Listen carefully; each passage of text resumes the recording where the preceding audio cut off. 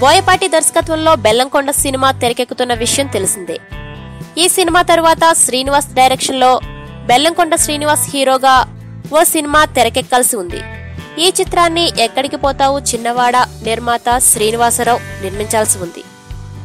ఇప్పుడు ఈ చిత్రం నుంచి నిర్మాత శ్రీనివాస్ బయటకొచ్చినట్లు సమాచారం. ఇందుకు కారణం బడ్జెట్ 35 కోట్లకి చేరడమే కారణమని చెప్తున్నారు.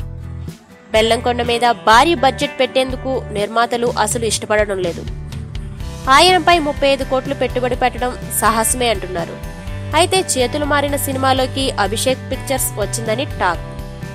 ప్రస్తుతం బోయపాటి శ్రీను దర్శకత్వంలో తెరకెక్కుతున్న బెల్లంకొండ సినిమా కోసం భారీగానే ఖర్చు పెడుతున్నారు. అందుకు తగ్గట్లుగా ఈ చిత్ర ప్రీ రిలీజ్ బిజినెస్ 50 కోట్లకు పైగా జరిగినట్టు సమాచారం. ఈ చిత్రంలో బెల్లంకొండ సరసన రకుల్ ప్రీత్ సింగ్, ప్రజ్ఞా జైస్వాల్ జతకట్టనున్నారు. ఈ వీడియోస్ మీకు నచ్చినట్లయితే సబ్స్క్రైబ్ చేయండి. నచ్చితే లైక్, కుదిరితే కామెంట్ ఇవ్వండి. మరిన్ని ఇంట్రెస్టింగ్ వీడియోస్ కోసం టచ్ లో ఉండండి.